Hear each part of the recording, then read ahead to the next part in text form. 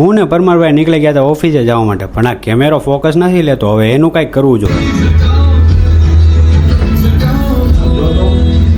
તો ગીત સાંભળતા સાંભળતા લાગી ગયા હતા કામે. ના હિતાભાઈ આવી ગયા હતા. હવે આને લગાડી દેવાનો જ કામે, પણ ભાઈનો આવવાનો ટાઈમ જોઈ લો તમે. અને પછી શંકરભાઈ કરી નાખ્યો તો ફ્લો રેડી. અને શંકરભાઈ આપણને સમજાવતા હતા અને પછી આપણે બેસી ગયા ફ્લો ઉપર ડિસ્કશન કરવા. અને ફ્લોમાં શું શું હતું એ શંકરભાઈ આપણને સારી રીતે કહી દીધું હતું. આ એક પ્રોબ્લેમ ઊભી થઈ હતી કે એ ફ્લોને હવે આપણે એક્ઝિક્યુટ કઈ રીતે કરશું ને એ કઈ સમજ નહોતું આવતું. તો પછી અમે ત્રણેય મળીને ડિસ્કસ કરી લીધું. ને યાજ્ઞિકભાઈ આજ નહોતા આવ્યા.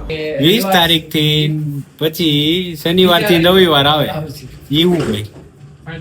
ત્યાં તો આ ભાઈ મારી સરપ્રાઈઝ એન્ટ્રી. ટી શર્ટ તો એવું પહેરીને આવ્યો તો, બાકી આજ ગોવા જવાનું એમ. અને પછી આપણે આજ બપોરનું જમીન આવી ગયા હતા સ્ટુડિયોમાં આવીને કરી નાખ્યું હતું બધું સેટઅપ. આજ તો લાઇટિંગનું શું પ્રોબ્લેમ આવ્યો ને કઈ ખબર જ નહોતી પડતી. લાઇટિંગ સેટ નહોતી થતી. કેમેરામાં જોઈને તો લાઇટિંગ આવતી જ નહોતી. પછી 2-3 ડાયરેક્શન બદલીને આમ તેમ કર્યું. પછી મૈથા થોડીક વાર, પણ કઈ ભેગું ન થયું. તોય પછી હાર તો ન જ માયની. થોડો સમય આવી ગયો તો આમ પોઝ દેવાનો. જોઈ લો બાકી તમારો ભાઈ બાયોડેટામાં ફોટા તો મેકો જોઈએ ને. ત્યાં તો આ ભાઈએ સીઓ સાહેબની ખુરશી પકડી લીધી હતી. એનું કઈ નક્કી થોડું છે. હવે તેવડાનો ડબ્બો લઈને બેસી ગયો છે. અને પછી યાજ્ઞિકભાઈ કરતા હતા લિસ્ટિંગ અને આપણે એડિટિંગ પૂરું કર્યું અને ઘરે જવાનો સમય થઈ ગયો હતો. તો આજનો બ્લોગ અહીં સમાપ્ત કરીએ.